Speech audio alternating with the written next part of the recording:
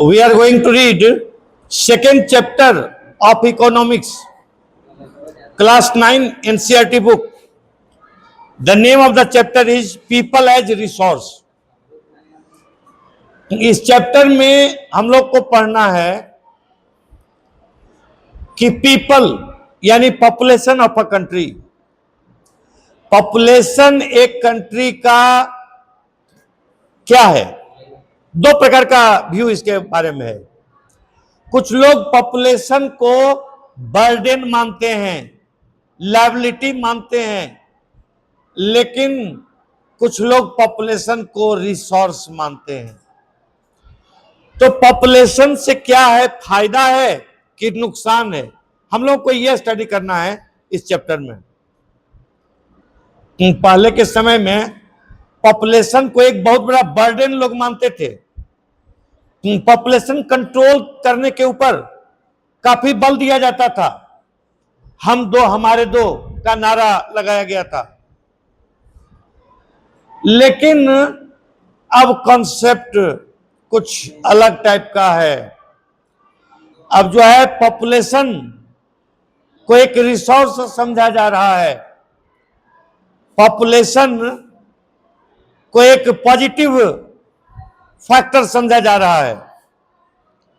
तो दोनों में क्या फर्क है, हम लोग इस चैप्टर में इसका उल्लेख करते हैं कि पीपल रिसोर्स है या पीपल लायबिलिटी है, पीपल बर्डन है, बोझ है, कि पीपल रिसोर्स है, संसाधन है। तो इसका संक्षेप में तो आंसर यही है कि अगर पीपल क्वालिटेटिव है, पीपल में स्किल है, पीपल में हेल्थ केयर है, पीपल में एजुकेशन है, ट्रेनिंग फैसिलिटी दिया गया है, तब पीपल रिसोर्स बन जाता है।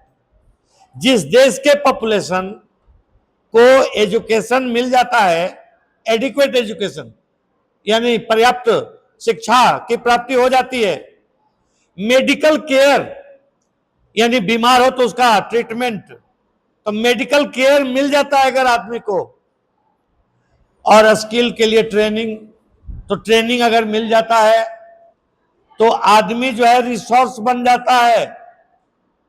आदमी बर्डन नहीं होता है, लायबिलिटी नहीं होता है, क्योंकि इस प्रकार के आदमी की प्रोडक्टिव कैपेसिटी काफी बढ़ जाती है। लेकिन अगर लोगों को किसी देश में प्रॉपर एजुकेशन नहीं मिल पाता है, मेडिकल केयर नहीं मिल पाता है, अगर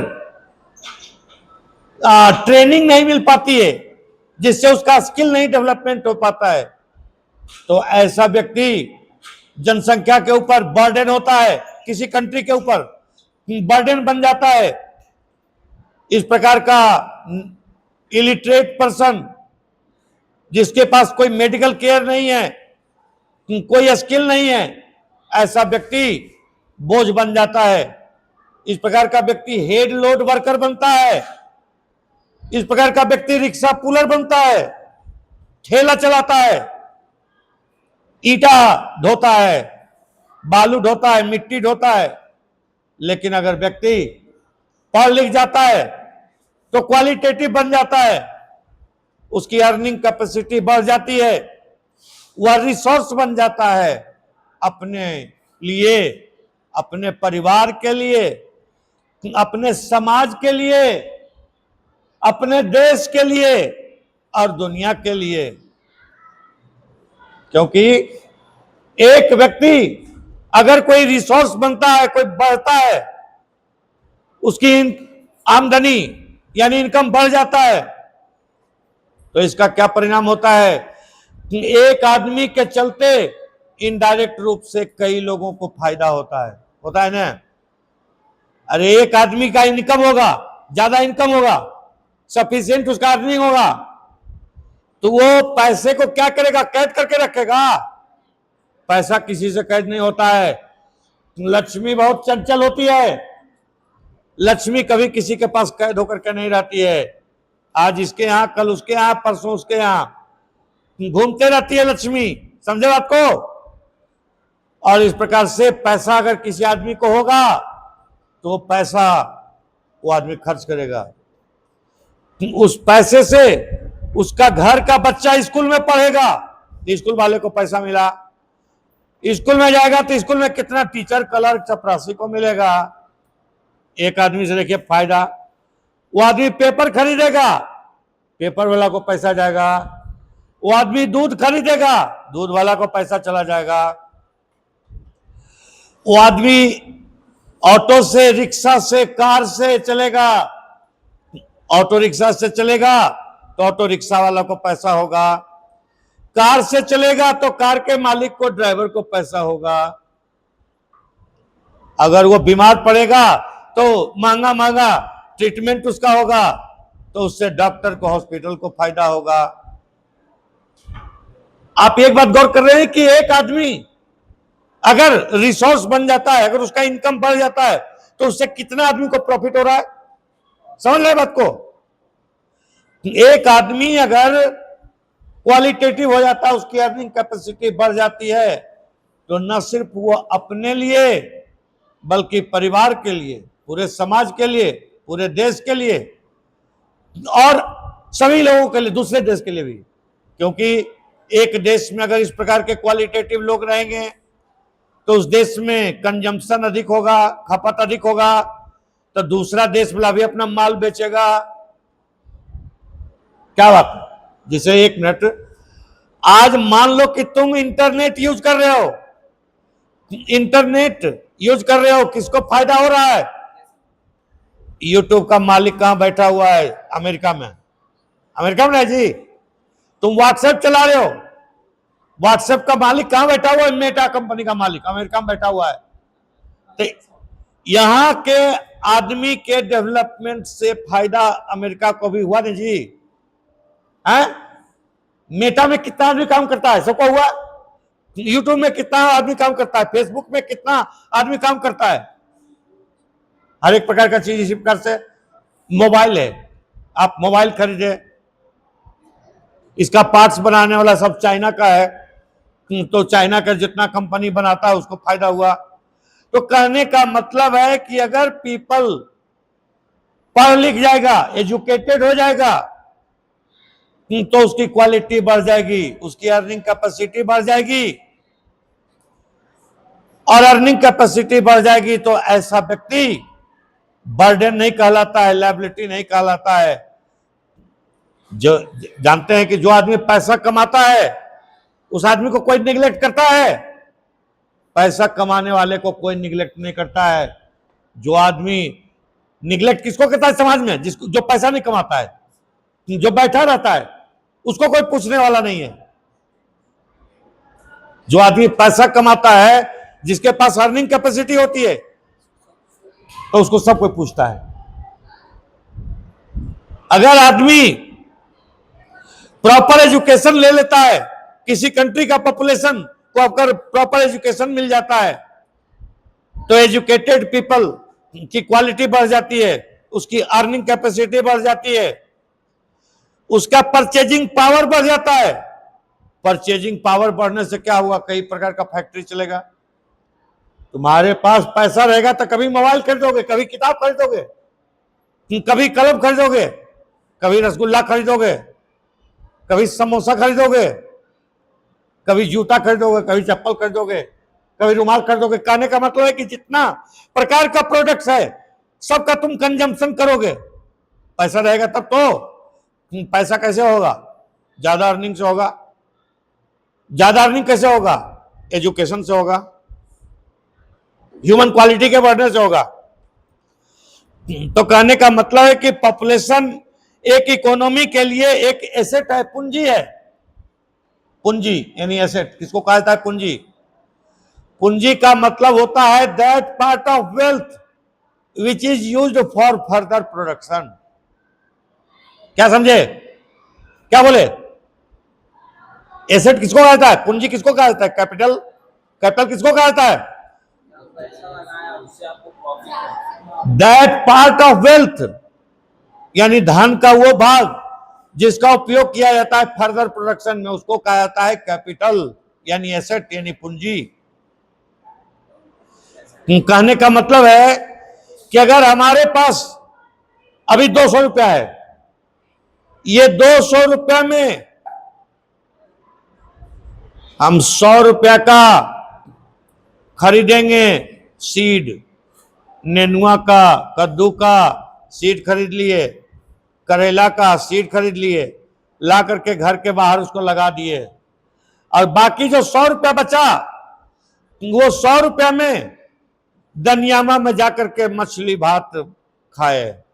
दनियामा का मछली भात नामी है। 200 रुपया का यूज हम बतलाए हैं, तो इसमें कितना कैपिटल है कितना नहीं है? 100 रुपया कैपिटल है। कौन सा 100 रुपया कैपिटल है? जिसका सीड लिए, क्योंकि वो 100 रुपया जो सीड में हुआ खर्च, वो 100 रुपया से ढेर ज्यादा प्रॉफिट दे देगा।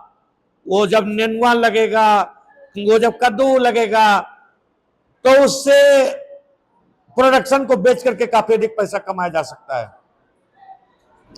100 रुपया से 5,000, 10,000, 20,000 भी आप कमा सकते हैं। लेकिन मेरे पास टोटल 200 रुपया था, 100 रुपया का जाकर के दनियामा में स्वादिष्ट मछली भात खा लिए, वो 100 रुपया तो चला गया। वो फर्दर प्रोडक्शन में काम आएगा नहीं, उसको कहता है वेल्थ, क्योंकि वो फर्दर प्रोडक्शन में काम नहीं आएगा। लेकिन जो सीड लिए वो काम आएगा। तो इस तरह से पॉपुलेशन जो है एसेट हो सकता है। पॉपुलेशन यानी पीपल ऑफ अ कंट्री जो है कैपिटल हो सकता है, लेकिन इसके लिए आवश्यकता है कि उसको प्रॉपर एजुकेशन मिले, मेडिकल केयर मिले। एजुकेशन से आदमी की क्वालिटी बढ़ती है। मेडिकल केयर, जिसको मेडिकल केयर मिलता है यानी बीमार होने पर डॉक्टर दवा वगैरह मिल जाता है, वो आदमी हेल्दी रहता है। जो आदमी हेल्दी रहता है उसकी अर्निंग कैपेसिटी, प्रोडक्शन की कैपेसिटी ज्यादा होती है ना। अरे एक हेल्दी आदमी जितना गुड्स या सर्विसेज का प्रोडक्शन करेगा उतना एक रोगी आदमी करेगा। अब अभी देखो इतना तुमको चिल्ला करके बोल रहे हैं, एक रोगी आदमी बोल पाएगा क्या? ऐसे कुछ देर बोल लेगा तो तुरंत गिर जाएगा। तो कहने का मतलब है कि चाहे गुड्स का प्रोडक्शन हो या सर्विसेज का प्रोडक्शन हो, ये पढ़ाना टीचिंग एक सर्विस है। तो गुड्स का प्रोडक्शन हो या सर्विसेज का प्रोडक्शन हो, एक हेल्दी आदमी ही ना ज्यादा प्रोडक्शन कर सकता है। जो आदमी अनहेल्दी रहेगा, जिसका ट्रीटमेंट नहीं हो पाएगा, मेडिकल केयर जिसको नहीं मिलेगा, उस आदमी का प्रोडक्शन कैपेसिटी कम रहेगा, उसका अर्निंग कैपेसिटी कम रहेगा। महीना में 10 दिन 20 दिन वो बीमार रहेगा, तो उसका अर्निंग कैपेसिटी कम रहेगा। तीसरा फैक्टर है आपको ट्रेनिंग यानी एजुकेशन के साथ साथ आवश्यकता किस चीज की है? तो आवश्यकता है ट्रेनिंग की। ट्रेनिंग से आदमी का स्किल डेवलप होता है। नए नए मशीनों को चलाने का ट्रेनिंग, कंप्यूटर का ट्रेनिंग, किसी भी प्रकार का ट्रेनिंग हो सकता है। टीचिंग का ट्रेनिंग हो सकता है। ट्रेनिंग कोई सिलाई मशीन चलाने का हो सकता है, कोई और फैक्ट्री का मशीन चलाने का ट्रेनिंग हो सकता है। तो कहने का मतलब है कि ट्रेनिंग से आदमी का स्किल बढ़ता है, ह्यूमन स्किल में वृद्धि होती है। तो इस तरह से पीपल रिसोर्स भी हो सकता है और पीपल लायबिलिटी भी होता है। अगर लोगों को प्रॉपर एजुकेशन, मेडिकल केयर और ट्रेनिंग, प्रॉपर ट्रेनिंग नहीं मिला तो ऐसा व्यक्ति क्या होगा? वो लायबिलिटी हो जाएगा, बर्डन हो जाएगा, बोझ हो जाएगा। क्योंकि इस प्रकार का आदमी कोई काम नहीं कर पाएगा, वो सिर्फ हेड लोड वर्कर बनेगा। वो ईंटा ढोने का काम करेगा, मिट्टी ढोने का काम करेगा, रिक्शा चलाएगा, ठेला चलाएगा, सब्जी बेचेगा, मछली बेचेगा। इस प्रकार के कामों में जो है इनकम रेगुलर नहीं रहता है, इरेगुलर इनकम होता है। कभी बिक गया तो ज्यादा इनकम हो गया, कभी नहीं बिका तो नहीं इनकम हुआ, रेगुलर इनकम नहीं ना है। तो इस प्रकार से पीपल यानी किसी कंट्री का पॉपुलेशन रिसोर्स भी है और नहीं तो लायबिलिटी भी है, दोनों एक ही सिक्का का दो पहलू है। मानो तो मैं गंगा मां हूं, ना मानो तो बहता पानी, ये तो यहां मानने की बात है। लेकिन किसी कंट्री के पॉपुलेशन के रिसोर्स बनने के लिए मानने से सिर्फ बात नहीं होता है, यहां बात है एजुकेशन, मेडिकल केयर और ट्रेनिंग देने से। और ऐसा होने के बाद आदमी बन जाता है ह्यूमन रिसोर्स। तो इसको अगर प्रॉपर एजुकेशन, मेडिकल केयर और ट्रेनिंग मिल गया तो वो व्यक्ति क्या होता है, ह्यूमन कैपिटल बन जाता है। लैंड यानी फैक्टर्स ऑफ प्रोडक्शन को याद कीजिए, लैंड, लेबर और फिजिकल कैपिटल की आवश्यकता होती है प्रोडक्शन के लिए। लैंड की आवश्यकता होती है, लेबर की होती है और फिजिकल कैपिटल की। फिजिकल कैपिटल मतलब मशीन, बिल्डिंग इत्यादि, और वर्किंग कैपिटल। वर्किंग कैपिटल इसमें आता है, फिक्स्ड कैपिटल के साथ साथ वर्किंग कैपिटल। वर्किंग कैपिटल में आ गया रॉ मटेरियल और मनी। लेकिन ये तीनों प्रकार का लैंड, लेबर और फिजिकल कैपिटल, तीनों को प्रोडक्शन के लिए कंबाइन करने का काम कौन करता है, ह्यूमन कैपिटल करता है, आदमी करता है। आदमी में लेकिन स्किल होना चाहिए तब न करेगा, आदमी में स्किल होगा तब तो यूज कर पाएगा। तो इस तरह से मनुष्य को, ह्यूमन कैपिटल बनाने के लिए आवश्यकता है इन्वेस्टमेंट करने की, उसके पढ़ाई लिखाई में इन्वेस्टमेंट करने की आवश्यकता है, उसके ट्रेनिंग में इन्वेस्टमेंट करने की आवश्यकता है, उसके मेडिकल केयर में, हेल्थ में इन्वेस्टमेंट करने की आवश्यकता है। आमतौर पर बहुत लोग पैसा का इस्तेमाल करना चाहते हैं जमीन खरीदने के लिए, मकान खरीदने के लिए, मकान बनाने के लिए। लेकिन याद रखिए कि जितना रिटर्न जमीन से आपको मिलेगा, जितना मकान बनाने से रिटर्न मिलेगा, उससे ज्यादा रिटर्न मिलता है अगर घर के बच्चों को पढ़ाया जाए, सही रूप से शिक्षा दिया जाए, सही रूप से उसका इलाज कराया जाए, उसको मेडिकल केयर दिया जाए और उसको ट्रेनिंग दिया जाए। तब वो बच्चा जब बड़ा होकर के क्वालिटेटिव बनेगा तो वो क्वालिटेटिव जो है यूथ बन करके काफी अधिक प्रोडक्शन करेगा, उसका इनकम काफी अधिक होगा। और इस तरह से जितना जमीन खरीदने का, जितना मकान बनाने का रिटर्न होगा, उससे ज्यादा एक आदमी का अर्निंग हो जाएगा अगर वो एजुकेटेड हो गया, अगर वो सफिशिएंट उसको ट्रेनिंग मिल गई और उसका मेडिकल केयर यानी पूरा हेल्दी रहा। तो जरा केस स्टडी थोड़ा सा कीजिए।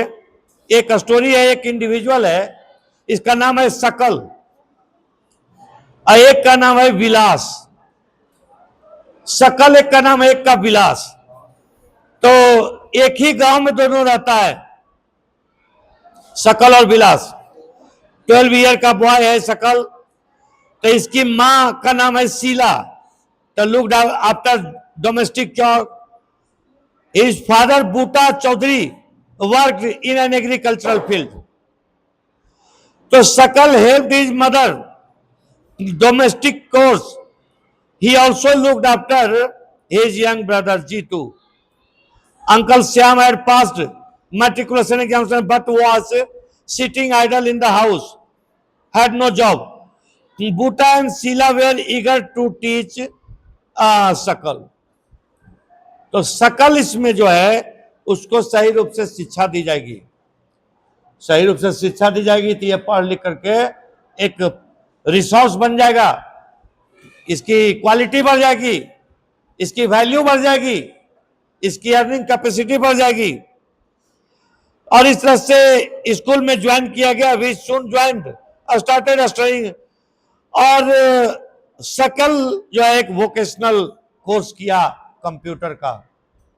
और इस तरह से कंप्यूटर में उसको एक प्राइवेट फर्म में अच्छी नौकरी मिल गई। तो with great vigour and enthusiasm he completed his course, और इसके बाद एक जॉब उसको मिल गया। शकल ने एक नया सॉफ्टवेयर भी डेवलप किया अपने से। तो this software helped him increase the sale of firm, जिसमें काम करता था उस फर्म के सेल को बढ़ाने में शकल के द्वारा डेवलप किया गया सॉफ्टवेयर हेल्प किया। नतीजा हुआ उस फर्म का मालिक उस पर खुश हो गया, खुश होकर के जो है उसका प्रमोशन कर दिया। अब जरा विलास का देखिए, तो विलास का स्टोरी कुछ दूसरा है। विलास जो है पढ़ लिख नहीं सका, इसका फैमिली मेंबर्स में पढ़ाई के प्रति अट्रैक्शन नहीं था। तो क्या होता है, तो विलास 11 year old was residing in the same village as शकल। तो विलास का फादर महेश एक मछुआरा था, फिशरमैन। तो his father passed away when he was only 2 years old। जब 2 वर्ष का था तभी उसके पिता का देहांत हो गया, विलास के पिता का। मदर का नाम गीता, उसकी मां, विलास की मां जो है मछली बेचती है। मछली बेचने का काम जानते हैं कि अनस्किल्ड वर्क है, अनस्किल्ड वर्क, यानी रेगुलर काम नहीं है ये, कभी बिका कभी नहीं बिका। पूरा सावन के महीने में बिल्कुल नहीं बिकता है, बिल्कुल बंद रहता है, नहीं, लगभग नहीं। जैसे हमारा कंट्री जो है तो जानते हैं कि एक खास प्रकार के विचारधारा का कंट्री है, यहां नहीं बिकता है तो बिल्कुल नहीं बिकता है। मछली बेचने वाला को क्या आप कह रहे हैं, आपको बताना चाहते हैं कि सब्जी बाग मुस्लिम मोहल्ला है, वहां मटन के लिए जाना जाता है, पूरे पटना में नामी है। वहां भी दुकान सावन में बंद रहता है, जबकि वहां तो लोकल मुस्लिम ही है वहां, लेकिन तभी जिसको पूछो तो सब पूरा 1 महीना तो बंद किए हुए थे। तो कहने का मतलब है कि मछली बेचती थी, कुछ पैसा होता था, उससे परिवार को खिलाती पिलाती थी। तो अपने लैंड ओनर के तालाब से मछली खरीदती थी और मंडी में जाकर के बेचती थी। 20 से 30 रुपया उसके मां को डेली हो जाता था मछली बेच करके। विलास जो है रोगी हो गया, विलास को रोग धर लिया, became a patient of arthritis, उसको आर्थराइटिस का रोग हो गया, बोन का। Mother could not afford to take him to the doctor. Vilas को हड्डी का मतलब दर्द का प्रॉब्लम हो गया, उसकी मां उसका इलाज नहीं करवा सकी, और इस प्रकार से वो स्कूल वगैरह भी नहीं जा सका विलास, और विलास पढ़ने में भी इंटरेस्टेड नहीं था। नतीजा क्या हुआ कि घर में ही विलास रहता था, घर का काम वगैरह करने में हेल्प करता था, खाना वगैरह बनाने में हेल्प करता था, और अपना छोटा भाई का देखभाल करता था।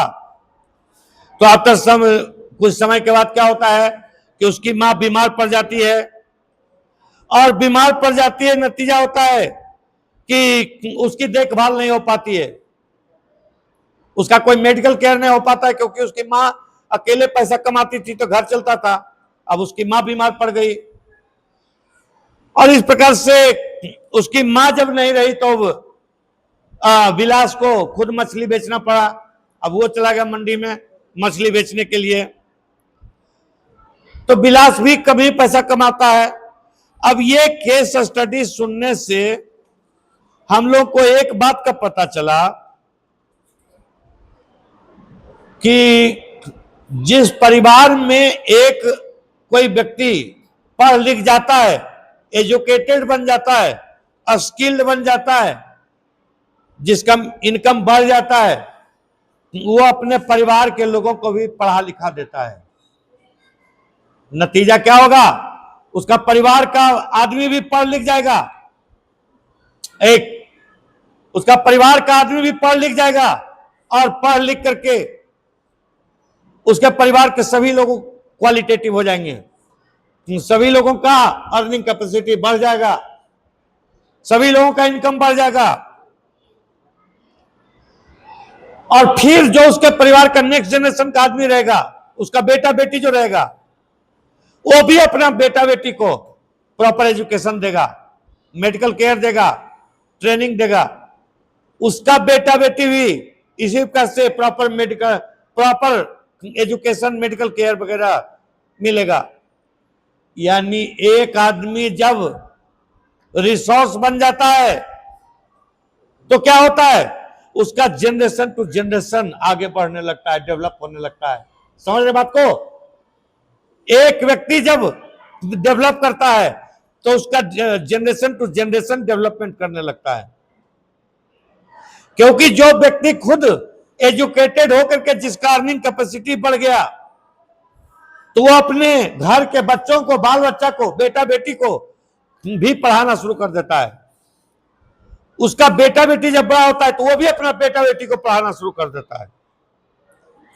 और इस प्रकार से इसको कहा जाता है वर्चुअस साइकिल। वर्चुअस साइकिल इसको कहा जाता है। यानी एक वर्चुअस साइकिल बन जाता है कि लगातार डेवलपमेंट होता चला जाता है। एक व्यक्ति डेवलप करता है तो उसका जनरेशन टू जनरेशन सब कोई डेवलपमेंट करना शुरू कर देता है। इसको वर्चुअस साइकिल कहा जाता है। अभी आपने स्टडी किया था कि शकल था, तो शकल को प्रॉपर एजुकेशन मिला। शकल को प्रॉपर एजुकेशन मिलने से क्या हुआ कि शकल कंप्यूटर का जॉब मिल गया, उसकी क्वालिटी बढ़ गई, उसका इनकम बढ़ गया। अब शकल अपने बच्चे को भी उसी प्रकार का फैसिलिटी देगा। लेकिन बिलास मछली बेचने लगा, वो पढ़ लिख नहीं सका, उसकी क्वालिटी नहीं इंप्रूव हो सकी, मेडिकल केयर नहीं हो सका, बिलास को अर्थराइटिस नाम का रोग हो गया। अब बिलास का इनकम खुद ही ज्यादा नहीं है तो वो क्या करेगा, वो अपने बच्चे को प्रॉपर एजुकेशन देगा नहीं, क्योंकि पैसा ही नहीं है, पहली बात। दूसरी बात, वो जब एजुकेशन अपने बच्चे को नहीं देगा तो घर का जरूरत पूरा करने के लिए वो क्या काम करेगा, अपना बच्चा को भी लगा लेगा। एक मिनट, आप लोग सब्जी बेचने वाला के ऊपर गौर किए हैं? अपने उसका फादर सब्जी बेचते रहेगा, अपना छोटा छोटा बेटा बेटी को भी लगा देगा, किसी को नींबू हाथ में लेकर के घूम घूम करके बेचते रहेगा, उसका बेटी भी धनिया एक मुट्ठी लेकर के बेचते रहेगी। देखिए आप लोग गौर करके इस बात, मछली बेचने वाला को देखिए, अपने फादर मछली बेच रहा है बैठ करके और उसका बेटा बेटी आसपास में खड़ा रहेगा, वो भी ग्राहक को बोलेगा कि आइए चाचा ले लीजिए, बढ़िया मछली है। नहीं तो हल्ला करते रहेगा, मछली रोहू मछली 200 रुपये किलो, तो 300 रुपये किलो, हल्ला करता रहेगा उसका बेटा बेटी भी। कहने का मेरा मतलब था कि एक व्यक्ति जो नॉन क्वालिटेटिव रह गया, वो अपने बच्चों को भी प्रॉपर एजुकेशन नहीं दे पाता है। तो जो अपने बच्चों को एजुकेशन नहीं दे पाया, अपने बच्चों को भी धनिया बेचने के लिए, नींबू बेचने के लिए, मछली बेचने के लिए लगा दिया।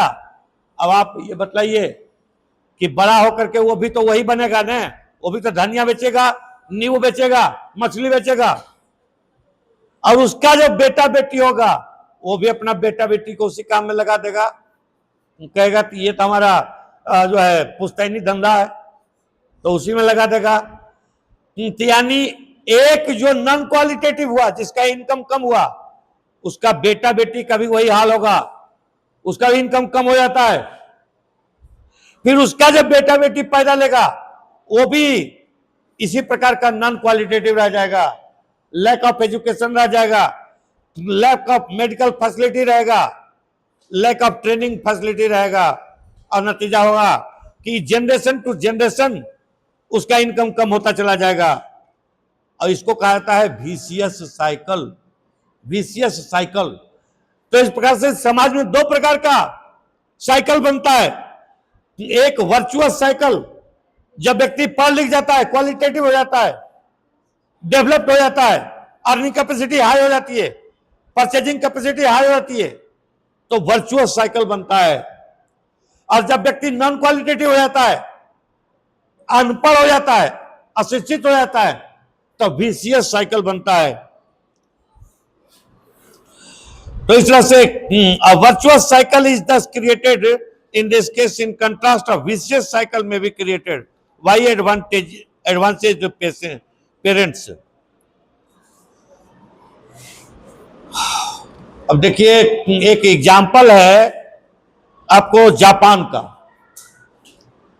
तो जापान एक ऐसा कंट्री है कि जहां पर नेचुरल रिसोर्सेज बहुत नाम मात्र का है,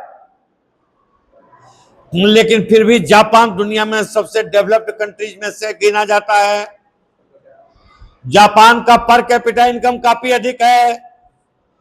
जापान में ह्यूमन डेवलपमेंट काफी हुआ है।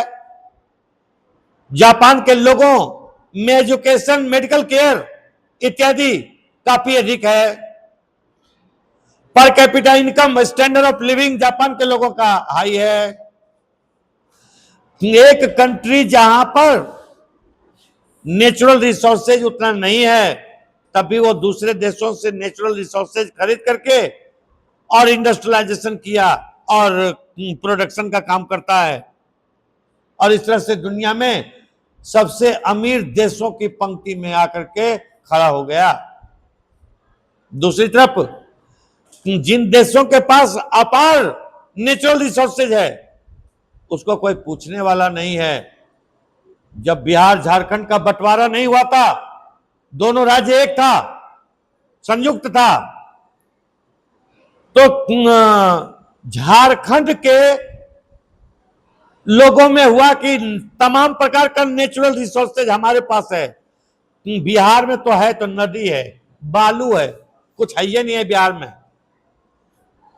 हमारे रिसोर्सेज के ऊपर हमारे यहां जो कोयला, लोहा, अल्युमिनियम इत्यादि, जो तांबा जो होता है, उसके ऊपर बिहार के लोग ऐश मौज की जिंदगी व्यतीत करते हैं। झारखंड के लोगों को हुआ कि अगर हम बिहार से अलग हो जाएंगे तो झारखंड एक बहुत डेवलप्ड स्टेट बन जाएगा और बिहार भूखों मरेगा। बिहार के लोग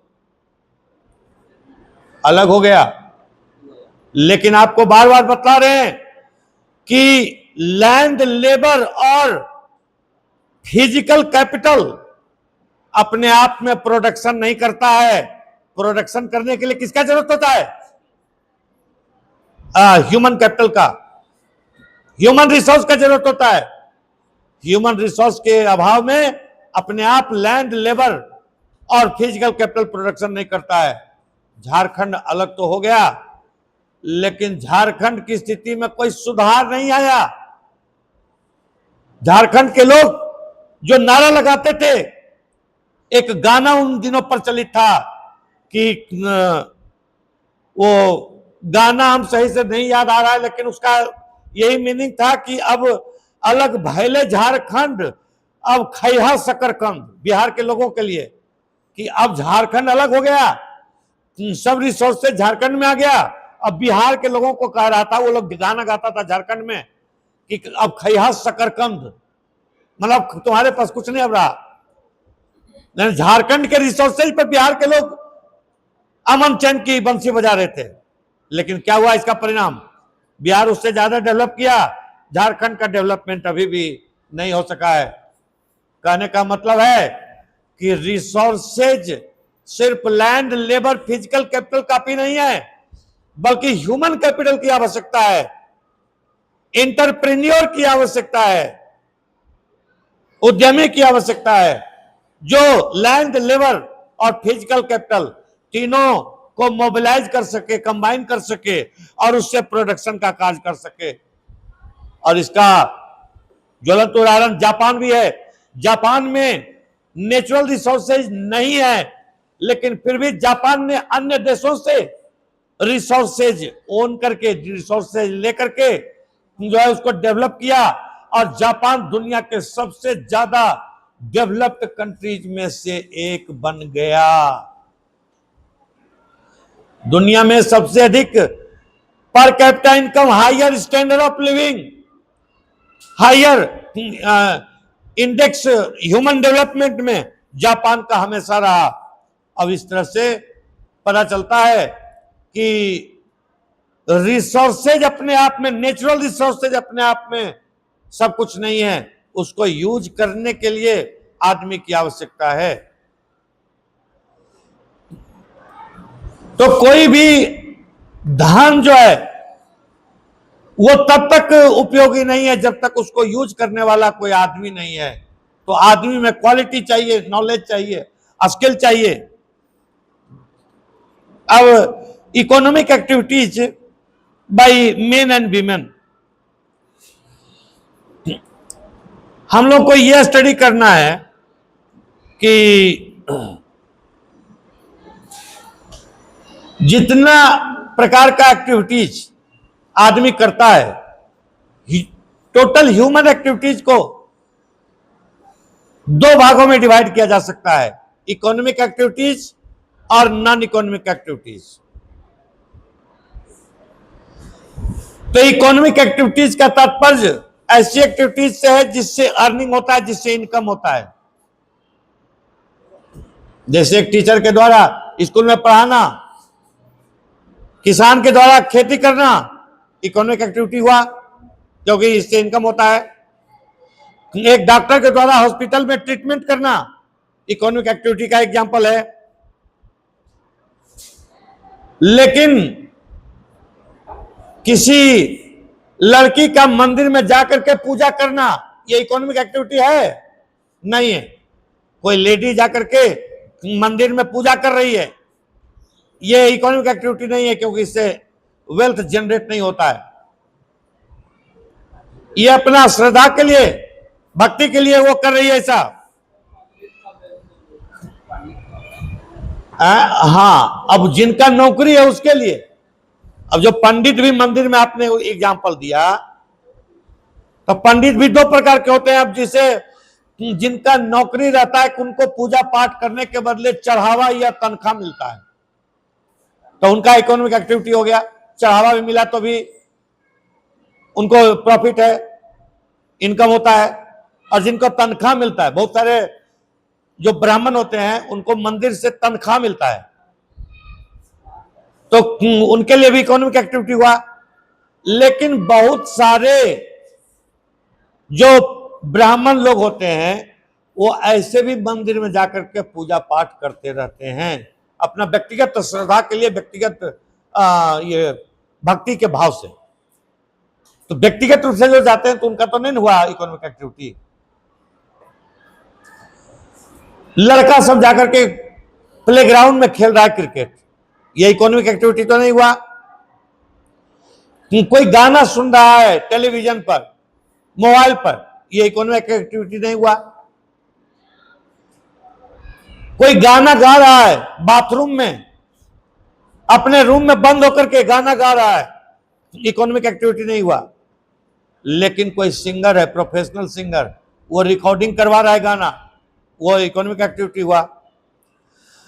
तो इकोनॉमिक्स का संबंध सिर्फ इकोनॉमिक एक्टिविटी से है। इकोनॉमिक्स नॉन इकोनॉमिक एक्टिविटी का अध्ययन नहीं कराता है। अब इकोनॉमिक एक्टिविटीज के अंतर्गत देखिए दो प्रकार की बातें आती है। इकोनॉमिक एक्टिविटीज में कुछ में डायरेक्ट वेल्थ इनकम जनरेट होता है, और कुछ में इनकम जनरेट नहीं होता है, बल्कि इनकम सेविंग वगैरह का काम होता है। जैसे एक नटकाने के लिए कि अगर कोई लेडी घर का काम करती है, घर में बच्चा का पालन पोषण करती है, घर में खाना बनाती है, रोटी बनाती है, भात बनाती है, नाश्ता बनाती है, ये सब काम करने से उस लेडी को पैसा तो नहीं मिलेगा, नहीं मिलेगा, अपना काम कर रही है तो। लेकिन अगर कोई लेडी दूसरे के घर में कुक का काम करने जाए, खाना बनाने का काम करने जाए, तो पैसा उसको मिलेगा। तो इस तरह से इकोनॉमिक एक्टिविटीज के अंतर्गत जो देखते हैं आप, घरों में लेडीज लोग कपड़ा साफ करती है, उसको कोई इनकम नहीं मिलता है, लेकिन वही कपड़ा साफ करने के लिए अगर धोबी को दे दिया जाता है, धोबी को उससे इनकम होता है, वॉशरमैन को उससे पैसा मिलता है। तो इनकम अर्निंग, इनकम जनरेटिंग और इनकम सेविंग एक्टिविटी दो प्रकार का है। यानी various activities have been classified into three main. अब यहां पर इकोनॉमिक एक्टिविटीज को तीन ग्रुप में डिवाइड किया गया है, जिसको थ्री सेक्टर्स कहा जाता है: primary sector, secondary sector, tertiary sector. अभी आपको इकोनॉमिक एक्टिविटीज का जो क्लासिफिकेशन बतला रहे थे, तो उसका क्लासिफिकेशन कुछ देर में आपको बतलाते हैं। पहले हम आपको सेक्टर, इकोनॉमिक एक्टिविटीज को तीन ग्रुप में डिवाइड किया गया है। तो ग्रुप, इकोनॉमिक एक्टिविटीज के ग्रुप को कहा जाता है sector. Sector means a group of economic activities.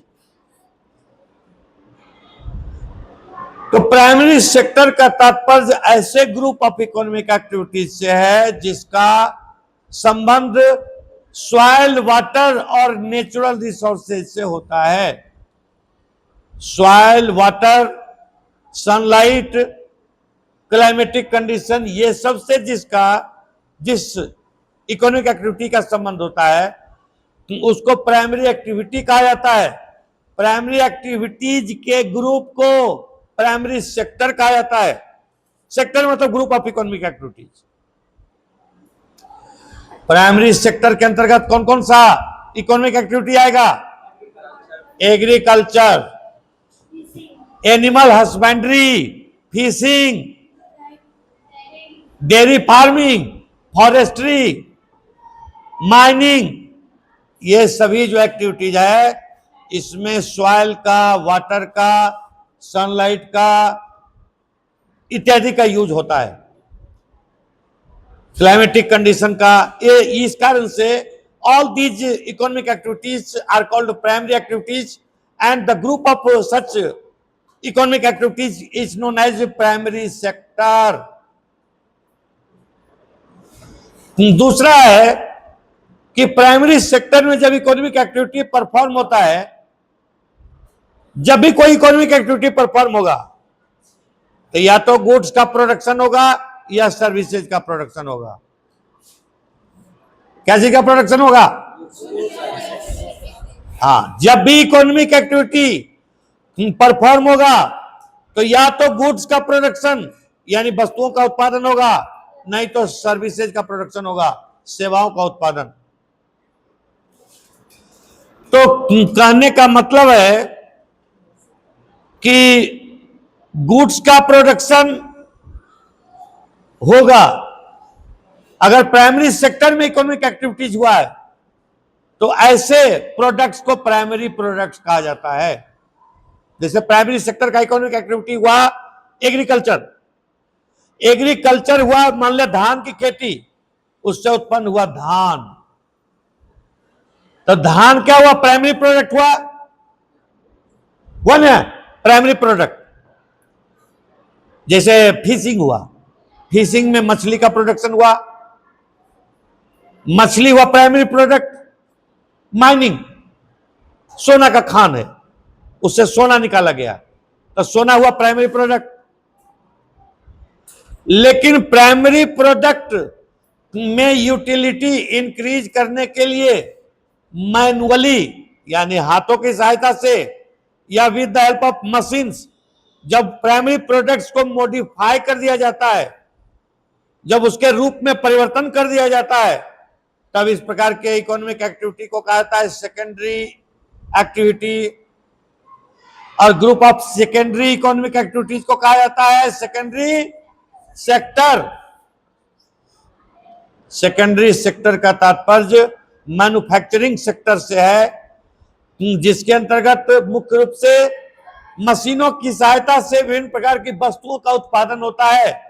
कपड़ा का उत्पादन हो, किताब का उत्पादन हो, कॉपी का उत्पादन हो, या और किसी चीज का उत्पादन हो, घड़ी का हो, मोबाइल का हो, सभी फैक्ट्रीज में बनते हैं। लेकिन सेकेंडरी सेक्टर के अंतर्गत जो एक्टिविटीज आती है, इकोनॉमिक एक्टिविटीज, उसमें यह जरूरी नहीं है कि सिर्फ मशीन से ही प्रोडक्शन हो, मैनुअली भी हो सकता है प्रोडक्शन। जैसे जूता बनाना, फैक्ट्री में भी जूता बनता है ना, लेकिन जूता हाथ से भी बनाया जाता है। तो अगर जूता हाथ से भी बनाया गया तो भी सेकेंडरी एक्टिविटी कहलाएगा ना। और जूता फैक्ट्री में बनाया गया, अब देखिए आटा है, गेहूं एक प्राइमरी प्रोडक्ट है।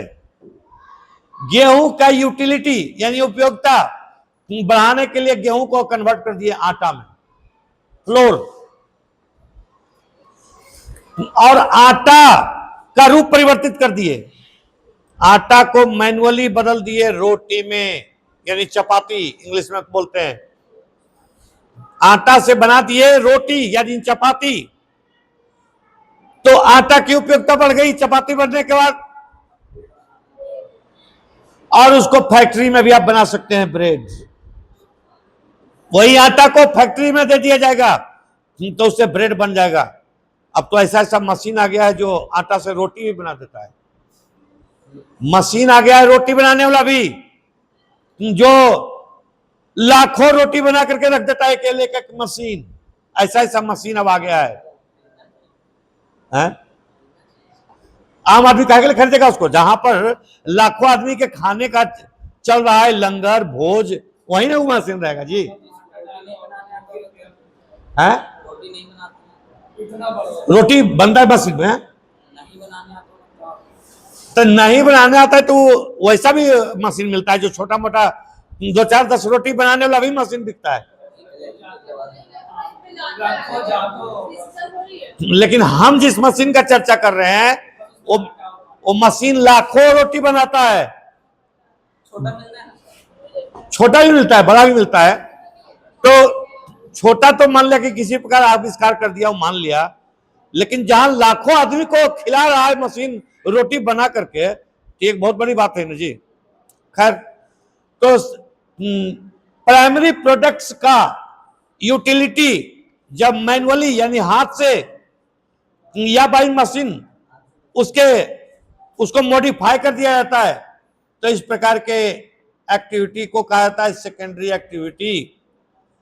और the group of such type of activities is known as secondary sector. Secondary sector को मैन्युफैक्चरिंग सेक्टर के नाम से भी जाना जाता है। प्राइमरी प्रोडक्ट हुआ लकड़ी।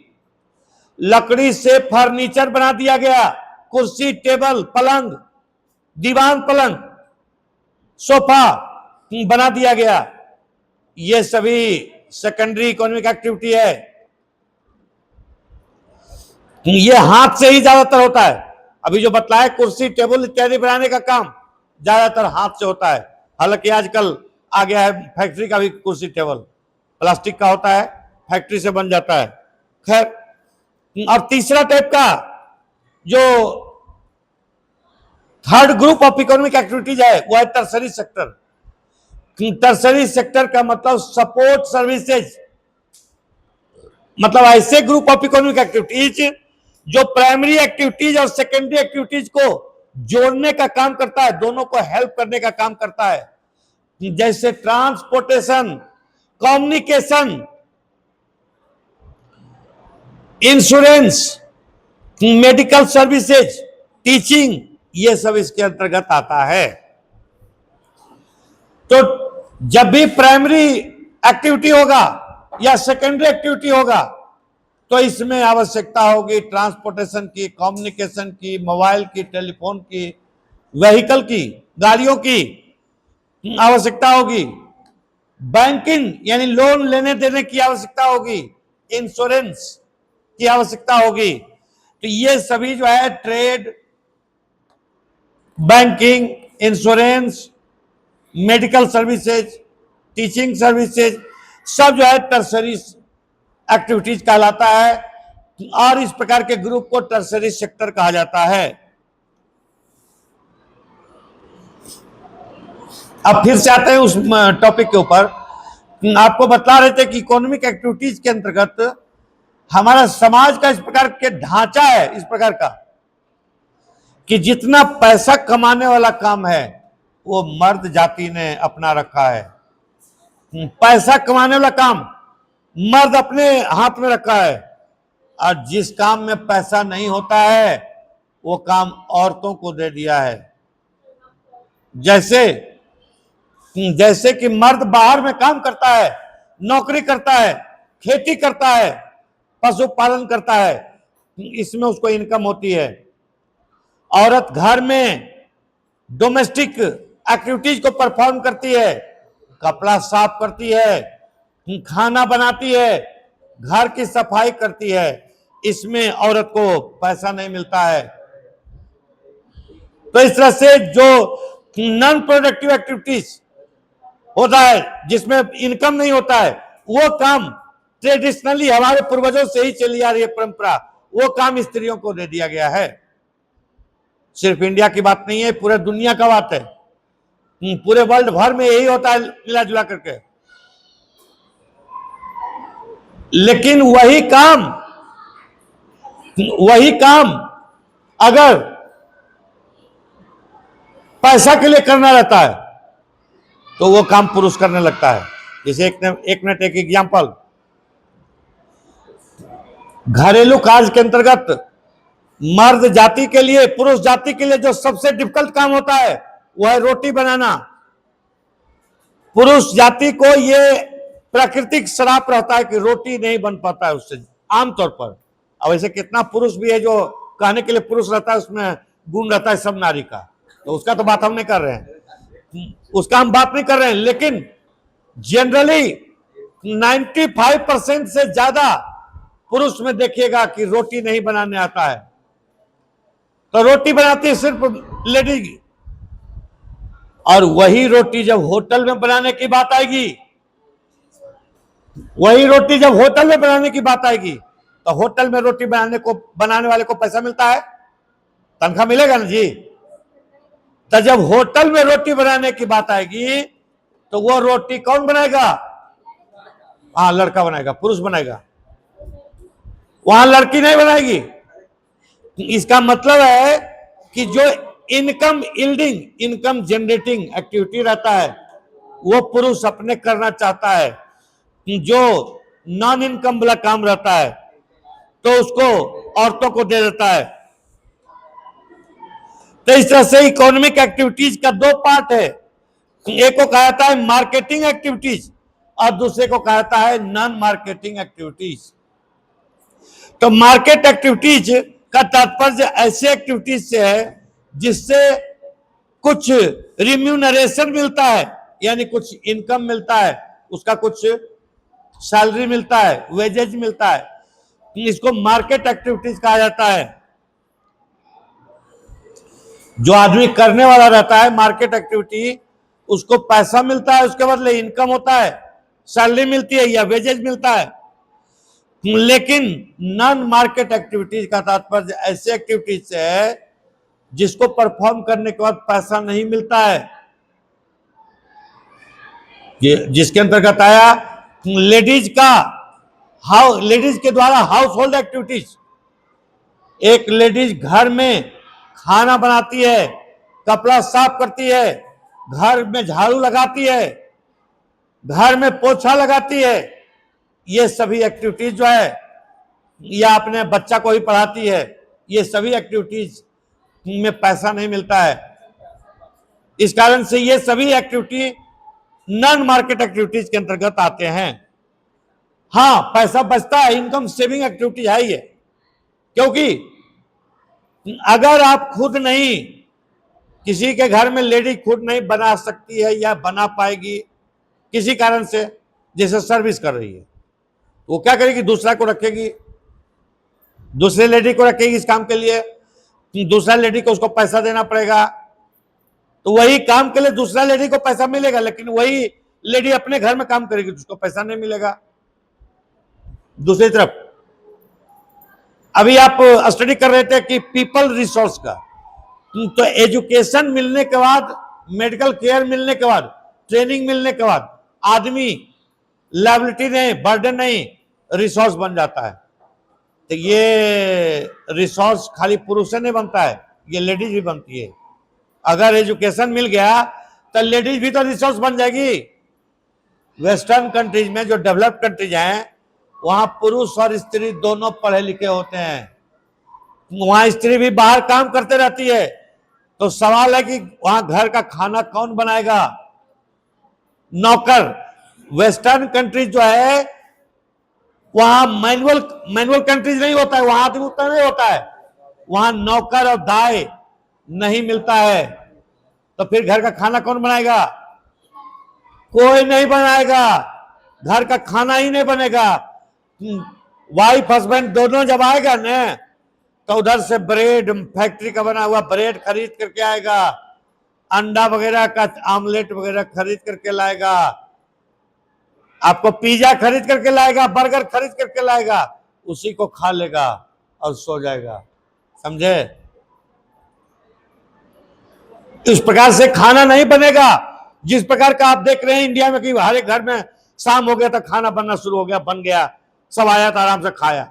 ये कल्चर नहीं है वेस्टर्न कंट्रीज में, क्योंकि हमारे यहां जिस प्रकार से एक लेडी, हर एक घर में एक लेडी बैठी हुई रहती है। कोई भी प्रकार का खाना हुआ, नाश्ता हुआ, चाय हुआ, कुछ भी बनाने के लिए एक लेडी हर एक घर में बैठी रहती है। ऐसा इतना लेडी नहीं होते वेस्टर्न कंट्रीज में। इसी कारण से हम लोग के घर में कोई आदमी आ जाएगा तो कम से कम उसको सोचते हैं कि एक कप चाय दे दो बना करके, क्योंकि एक लेडी मौजूद हमारे पास है, तो बना करके एक कप चाय दे दिए। वेस्टर्न कंट्रीज में कोई आपको चाय नहीं दे देगा, वहां आपको दारू का बोतल दे देगा। फ्रिज में रखा हुआ रहेगा शराब का बोतल, तो फ्रिज से शराब का बोतल और एक गिलास आपको निकाल करके दे देगा। अपना जितना पीना है पीजिए, फिर वही बोतल बंद करके फिर फ्रिज में रख दिया जाएगा। तो ये सिस्टम है।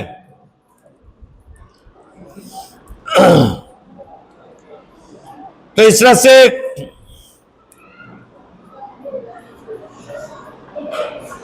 अब हम लोग को यह स्टडी करना है कि क्वालिटी ऑफ पॉपुलेशन। तो क्वालिटी पॉपुलेशन का डिपेंड करता है किस चीज के ऊपर? तो लिटरेसी रेट के ऊपर,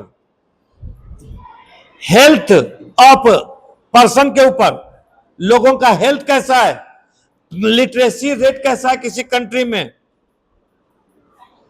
और इसको इंडिकेट किया जाता है लाइफ एक्सपेक्टेंसी से and skill formation acquired by the people of the country. तो quality of population ultimately decides the growth rate of the country. Quality of population, अगर पॉपुलेशन क्वालिटेटिव है, एजुकेटेड है, ट्रेंड है, तो इनकम ज्यादा होगा। लेकिन अगर किसी कंट्री का पॉपुलेशन लेस क्वालिटेटिव है, उतना क्वालिटेटिव नहीं है, तो फिर इनकम उतना नहीं हो पाएगा।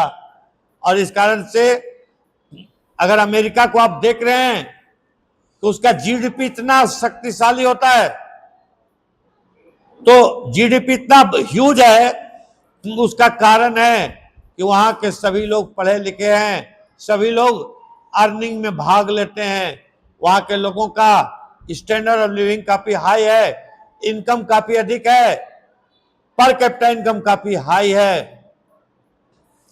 कंजम्पशन काफी अधिक है। हम लोग के कंट्री में यहां समझा जाता है कि पुरुष काम करेगा, लेडीज के काम करने की कोई जरूरत नहीं है। तो इस कारण से हम लोग के यहां क्या होता है कि पुरुष किसी भी कंट्री का पॉपुलेशन का 58% नहीं होगा, तो 50% पॉपुलेशन ही काम कर रहा है, 50% तो घर में बैठी हुई है। इस कारण से प्रोडक्शन कम होता है। विमेन जो है कंट्री के जीडीपी को ग्रो करने में हेल्प नहीं कर पाती है पर्याप्त रूप से। तो illiterate and unhealthy population are a liability for the economy. जो लिटरेट है, जो स्किल्ड है और जो हेल्दी है, वो तो रिसोर्स बन जाता है, वो तो ह्यूमन कैपिटल बन जाता है।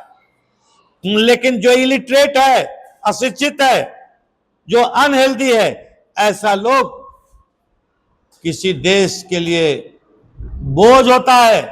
ऐसा आदमी धरती का बोझ होता है, क्योंकि इस प्रकार का आदमी अर्निंग तो कुछ नहीं करता है बल्कि खर्च करता है। खर्च इसी प्रकार का आदमी ज्यादा करता है, क्योंकि इस प्रकार का आदमी ज्यादा बीमार उमार रहता है। Next, education. तो सकल से education in the initial years of his life. तो आपने देखा कि सकल और बिलास का दो केस स्टडी आपने देखा। सकल पढ़ लिख गया, उसका इनकम अधिक हो गया, बिलास नहीं पढ़ा लिखा, नतीजा हुआ कि उसका अर्निंग कैपेसिटी काफी कम हुआ। तो इस तरह से जो है सोसाइटी के ग्रोथ के लिए आवश्यक है कि कंट्री में पर्याप्त एजुकेशनल फैसिलिटी होनी चाहिए, मेडिकल फैसिलिटी होनी चाहिए, ट्रेनिंग फैसिलिटी होनी चाहिए। तो it enhances national income. Education से एक आदमी का इनकम बढ़ता है, पूरे परिवार का इनकम बढ़ता है, पूरे समाज का इनकम बढ़ता है। आपको बताए थे ना कि एक आदमी का इनकम जब बढ़ेगा तो उससे कितने आदमी को फायदा होगा। जो उसके यहां आएगा दूध बेचने के लिए, उसको फायदा हो जाएगा। जो उसके यहां आएगा पेपर देने के लिए, उसको फायदा हो जाएगा। जहां से सब्जी खरीदाएगा, सब्जी देने वाला आएगा, उसको फायदा हो जाएगा। जो गाड़ी पर चढ़ेगा, उसको फायदा हो जाएगा। जिस दुकान से सामान खरीदेगा, उसको फायदा होगा। कि एक आदमी क्वालिटेटिव हो जाता है, जिसकी अर्निंग अधिक हो जाती है, तो उससे पूरे समाज को फायदा होने लगता है। और पूरे समाज को फायदा का मतलब हुआ पूरे देश का फायदा। तो अगर पॉपुलेशन ह्यूमन कैपिटल बन जाता है, रिसोर्स बन जाता है, तो क्या होता है? इससे नेशनल इनकम बढ़ता है, कल्चरल रिचनेस बढ़ता है। कल्चरल रिचनेस यानी लोग पढ़ा लिखा होगा, जो पढ़ा लिखा होगा वो लिटरेचर से प्रेम रखेगा, वो डांस से प्रेम रखेगा, वो संगीत से, सॉन्ग से प्रेम रखेगा, वो म्यूजिक से प्रेम रखेगा, पेंटिंग से प्रेम रखेगा। जो आदमी पढ़ा लिखा हुआ है, वो जो पढ़ता लिखता है वही ने सब करता है जी। नाटक करता है, सीरियल करता है, ड्रामा करता है, डांस करता है, डिफरेंट कल्चरल एक्टिविटीज करता है, पेंटिंग करता है। लेकिन जो अनपढ़ रहता है, अनपढ़ को देखें कभी कि डांस का परफॉर्मेंस करते हुए? अनपढ़ कभी पेंटिंग करने के लिए नहीं उत्साहित रहता है। जो अनपढ़ रहता है, जो नॉन क्वालिटेटिव रहता है, उसको हमेशा चिंता रहती है कि कुछ ना कुछ कमा ले पैसा, कुछ लेबर का वर्क कर लें और उससे पैसा कमा लें, उसको ये चिंता रहती है। लेकिन जो एजुकेशन प्राप्त करता है, उससे क्या होता है कि कंट्री का इनकम बढ़ता है, परिवार का इनकम, समाज का इनकम बढ़ता है, साथ ही कल्चरल रिचनेस बढ़ता है और सरकार की शक्ति बढ़ती है। अगर समाज में सभी लोग पढ़े लिखे रहेंगे तो सरकार में अच्छे अच्छे लोग जीत करके आएंगे, चुनाव अच्छे अच्छे लोग सरकार में आएंगे। अगर समाज में सभी लोग मूर्ख रहेंगे तो मूर्खों का प्रतिनिधि भी मूर्ख होगा और शासन में मूर्ख आदमी आ जाएगा। पढ़ाए थे ना कि प्लेटो ने और H.G. वेल्स ने कहा था कि डेमोक्रेसी जो है मूर्खों का शासन है, क्योंकि आम जनता अगर अधिकांश मूर्ख होती है तो वो अपने से चुन करके किसी मूर्ख को भेजेगा।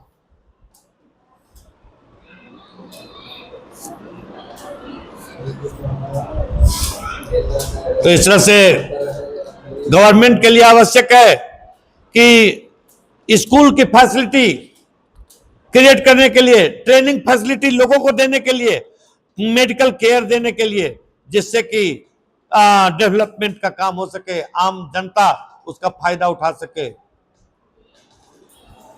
अब देखिए एक यहां पर डेटा है, तो ये देता है आपको कि पर्सन, यानी 1951 में इंडिया में लिटरेसी कितना था, तो 10 और 20 के बीच में, यानी लगभग 15%, लगभग 15% लिटरेसी रेट था। इसमें पुरुष का कितना था, तब पुरुष का लगभग 20% से ज्यादा, 22-23% पुरुष का है। विमेन का कितना है, तो विमेन का कम है, जो जनरल एवरेज है उससे भी कम है। विमेन का 10 से भी नीचे है, 8-9% के लगभग है। 1961 में देखिए कुछ प्रोग्रेस किया, लेकिन प्रोग्रेस किया तो लिटरेसी रेट में कितना वृद्धि हुआ, तो 20 से कुछ ज्यादा, 21-22%। पुरुष का कितना बढ़ा, तो 30 से ज्यादा, 33-34% हो गया। लेकिन लेडीज का कितना हुआ, 10% से ज्यादा। इसी प्रकार से 1971 में लिटरेसी रेट का डेटा देखिए, देखिए बुक में दिया हुआ डेटा 1971 में, तो एवरेज लिटरेसी रेट कितना है, तो 30 से ज्यादा, 40 से कुछ कम, यानी लगभग 37%। लेकिन अकेले पुरुष का कितना है, तो लगभग 45 से ज्यादा, 46% के लगभग सिर्फ पुरुष का है। और स्त्रियों का कितना है लिटरेसी, तो लगभग 27% के आसपास है। इसके अतिरिक्त 1981 का डेटा देखिए, 1981 में लिटरेसी इंडिया में कितना था, तो ये देखिए 40 से कुछ कम। लेकिन इसमें पुरुष का कितना है, तो पुरुष का है 50 से कुछ कम। इसका मतलब होता है कि पुरुषों में लिटरेसी रेट ज्यादा है। पुरुषों में जो है ह्यूमन कैपिटल फॉर्मेशन ज्यादा हुआ है, पुरुषों के ऊपर हमारे पूर्वजों ने ज्यादा इन्वेस्टमेंट किया है। लड़कियों को पढ़ाने के प्रति नहीं ध्यान दिया गया है, जबकि अगर प्रॉपर रूप से शिक्षा दिया जाए, मेडिकल केयर दिया जाए, तो लड़की भी कम अर्निंग नहीं कर सकती है पुरुषों से, लड़की भी काफी अधिक अर्निंग कर सकती है, बल्कि कभी कभी तो पुरुष से भी ज्यादा अर्निंग करती है लड़की। अब 2001 का डेटा देखिए,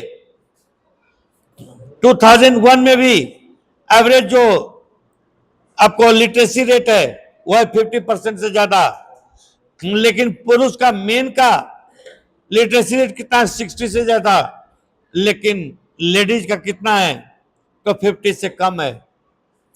तो इससे हम लोग ये निष्कर्ष निकालते हैं कि लिटरेसी रेट बहुत स्लो गति से इंडिया में ग्रो कर रहा है। अभी भी 100% लिटरेसी के टारगेट को हमारा कंट्री नहीं अचीव कर सका है। दूसरी तरफ शिक्षा के प्रति जागरूकता अब लोगों में हुआ है, अब लोग लड़कियों को ही पढ़ाने लगे हैं, लेकिन अभी भी जागरूकता होने के बाद भी लड़कों को पढ़ाने का प्रतिशत ज्यादा है, लड़कियों का प्रतिशत कम है। यह अलग बात है कि यहाँ लड़का से ज्यादा लड़की है, लेकिन ये अपवाद है। यहाँ लड़कियों की उपस्थिति ज्यादा है, लड़कों की उपस्थिति कम है, लेकिन ऐसा सब जगह नहीं होता है। लेकिन अगर प्रॉपर एजुकेशन मिले, ट्रेनिंग मिले और मेडिकल केयर मिले, तो लड़कियां भी कंट्री के नेशनल इनकम को बढ़ाने में पुरुषों से कम योगदान नहीं कर सकती है। अब एक और फैक्टर है हेल्थ। तो हेल्थ एक इंपॉर्टेंट फैक्टर है मनुष्य के ह्यूमन रिसोर्स बनने के लिए। Human capital formation health facility से होता है। एक अनहेल्दी व्यक्ति, एक रोगी आदमी का इनकम उतना अधिक नहीं होता है, एक हेल्दी व्यक्ति का ज्यादा होता है। और इस प्रकार से सरकार का यह प्रमुख कार्य है कि वह हेल्थ फैसिलिटी प्रोवाइड करे लोगों को, हॉस्पिटल, प्राइमरी हेल्थ सेंटर इत्यादि का निर्माण करके मेडिसिन की सुविधा लोगों को दिया जाए, जिससे कि हेल्थ फैसिलिटी में एनहांसमेंट हो सके। देखिए इसमें कुछ डेफिनेशन है। Infant mortality rate is the death of a child under 1 year of age. 1000 बच्चा जन्म लिया तो 1 साल में जितना बच्चा मर जाता है उसको इन्फेंट मोर्टेलिटी रेट कहा जाता है। दूसरा टर्म है birth rate is the number of babies born there for every 1000 people during a particular period of time। तो 1000 लोगों में जितना बच्चा पैदा लेता है तो बर्थ रेट हुआ। अब उसके बाद death rate is the number of people पर 1000 हु डाई। 1000 लोगों में जितना का डेथ होता है तो उसको डेथ रेट कहा जाता है। अब लास्ट टॉपिक हम लोग को है अनएम्प्लॉयमेंट। अनएम्प्लॉयमेंट का तात्पर्य है कि अगर कोई व्यक्ति जो वेज रेट मिल रहा है मार्केट में उस रेट में काम करना चाहता है, लेकिन उसके बाद भी उसको काम नहीं मिल पाता है, तब इस कंडीशन को अनएम्प्लॉयमेंट कहा जाता है।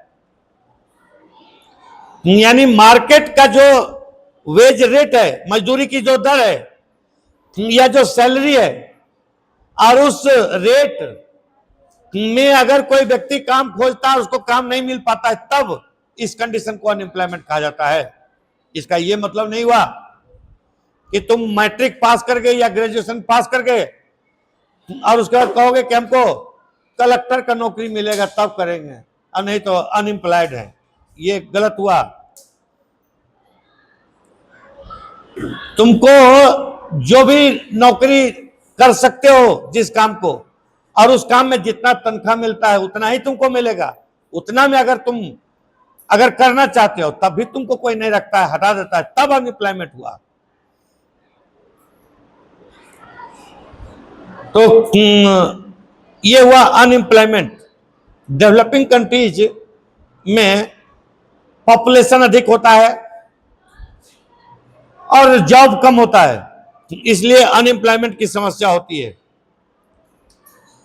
तो जब किसी कंट्री का इकोनॉमी इतना सक्षम नहीं होता है कि अपने हर एक लोगों को जॉब प्रोवाइड कर सके उसकी क्षमता के अनुसार, तब इसको स्ट्रक्चरल अनएम्प्लॉयमेंट कहा जाता है।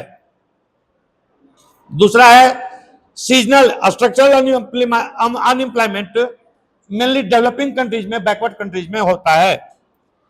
दूसरा है आपको सीजनल अनएम्प्लॉयमेंट, कि काम जो है क्रॉप का सीजन आया, खरीफ का सीजन आया तो मिल गया काम, क्रॉप का सीजन समाप्त हुआ काम नहीं है, आदमी बेरोजगार है। फिर रबी का सीजन आया तब काम मिला, रबी के सीजन के बाद काम नहीं है। तो इस तरह से सीजनल अनएम्प्लॉयमेंट भी कहा जाता है। शहरों में ही पाया जाता है सीजनल अनएम्प्लॉयमेंट। जैसे वेस्टर्न कंट्रीज में आप देखिएगा कि क्रिसमस के पहले स्वीट्स का, चॉकलेट का, केक का और वाइन का, दारू का बहुत ज्यादा सेलिंग क्रिसमस में रहता है। तो क्रिसमस से पहले काफी अधिक ये सब काम होता है। केक बनाने का काम, बियर बनाने का काम, वाइन बनाने का काम, स्वीट्स बनाने का काम, चॉकलेट बनाने का काम काफी अधिक होता है। जितना बनाना होता है क्रिसमस तक बन जाता है। अब क्रिसमस में लोग खाना पीना शुरू कर देता है, प्रोडक्शन रुक जाता है और उसके बाद नया कोई डिमांड रहता ही नहीं है। नतीजा होता है कि प्रोडक्शन ठप हो जाता है, रुक जाता है। तो जो आदमी वाइन फैक्ट्री में, बियर फैक्ट्री में, चॉकलेट फैक्ट्री में, केक फैक्ट्री में काम कर रहा था, वो आदमी बेरोजगार हो जाता है। इस प्रकार से इसको सीजनल अनएम्प्लॉयमेंट कहा जाता है। तो seasonal unemployment happens when people are not able to find jobs during some months of the year. साल का कुछ महीना लोगों को कोई काम नहीं मिल पाता है, एग्रीकल्चर में इस प्रकार का अनएम्प्लॉयमेंट काफी अधिक है। कहीं साल में एक फसल होता है, एक बार फसल हुआ साल और बैठा हुआ है।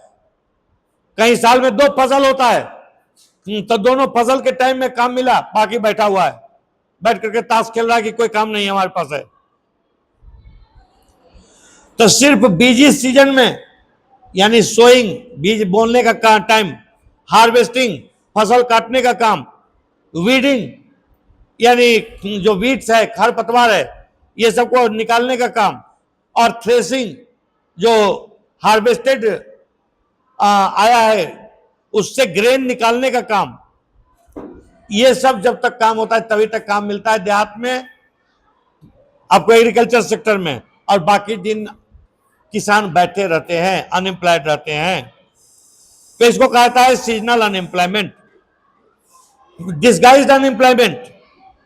डिस्गाइज्ड अनएम्प्लॉयमेंट का तात्पर्य है कि जहां पर कुछ लोगों का रहना चाहिए काम में और कई उसके बदले लोग लगे हुए रहते हैं, लेकिन उससे प्रोडक्शन नहीं बढ़ जाता है। जैसे agriculture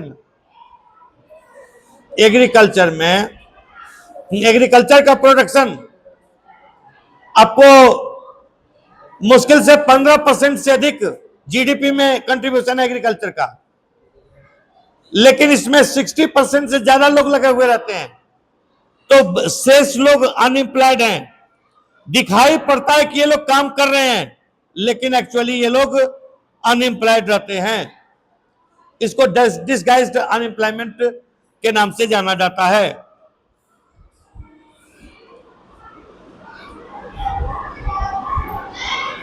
And this is the end of this chapter. Thank you.